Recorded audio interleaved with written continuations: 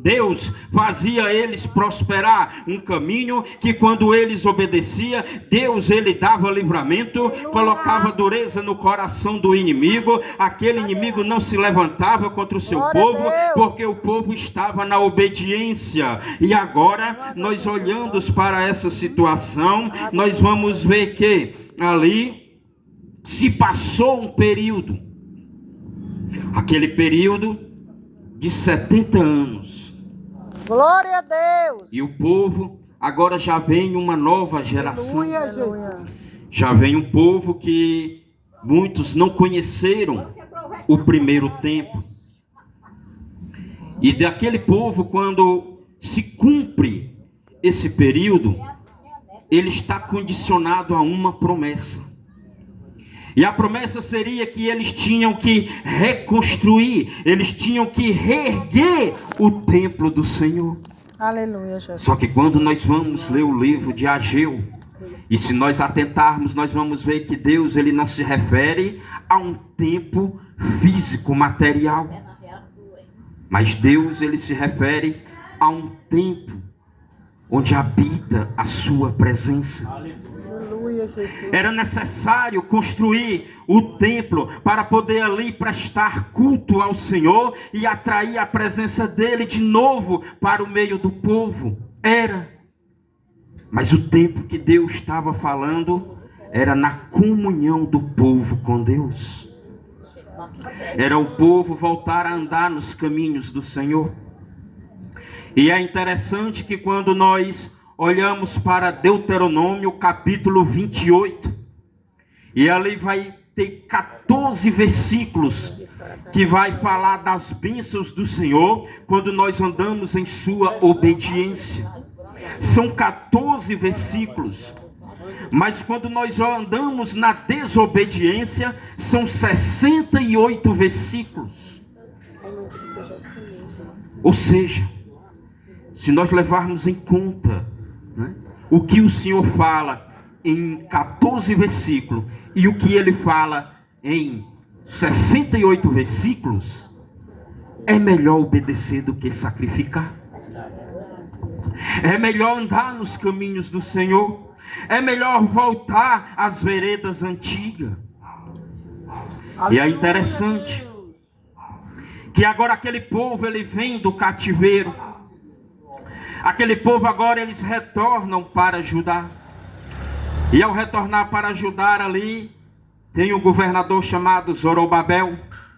E tem Josué, que é o sumo sacerdote, ao qual ali apresentava os sacrifícios ao Senhor. E diz a Bíblia que o povo ele até volta entusiasmado, o povo volta animado, e o povo começa a trabalhar, começa a dar as mãos e começam a edificar o templo do Senhor. Mas aquele povo eles vão começar a olhar e vão ver que eles não tinham mais condições de edificar um templo como foi no tempo de Salomão para o Senhor. E isso começa a enfraquecer a fé.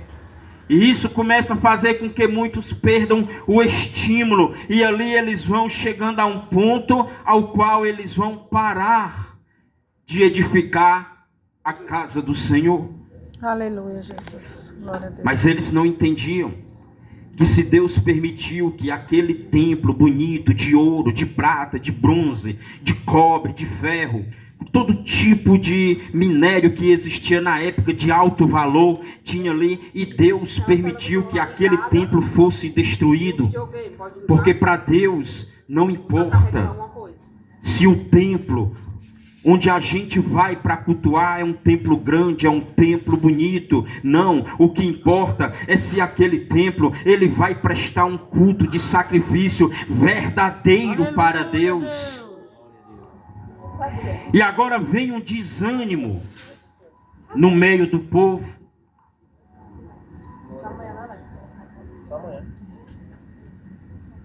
E a pior coisa que tem, irmão, é quando vem o desânimo no meio do povo de Deus.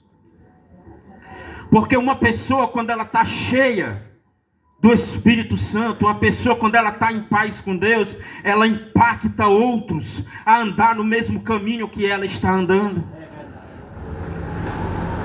A pessoa, quando ela está cheia, quando ela está em paz com Deus, ela procura trazer mais pessoas para andar com ela, para poder ir para a casa do Senhor com ela.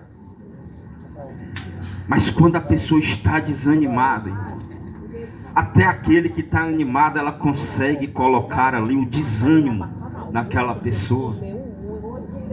E assim é o que estava acontecendo em meio àquele povo. O povo se desanimou. E o povo já não procurava mais ali prestar culto ao Senhor. E a Bíblia, ela vai nos dizer que ali agora era todo mundo olhando para o seu interesse próprio.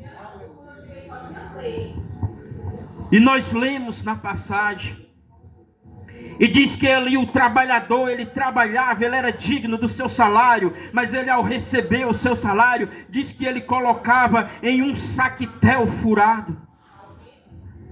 Ou seja, para quem não sabe, naquele período usava-se um saquinho de couro com um cordãozinho, e ali se colocavam as moedas dentro, e era como se fosse a nossa carteira de hoje. E ali você andava, e quando você ia negociar, adquirir algo que custasse algum valor, você tirava aquele saquetel e ali tirava as moedas e pagava. Mas o que ele estava dizendo é que colocava em um saquetel furado, ou seja, ele trabalhava, ele se esforçava, recebia a sua paga, mas não rendia. Glória a Deus. E é interessante.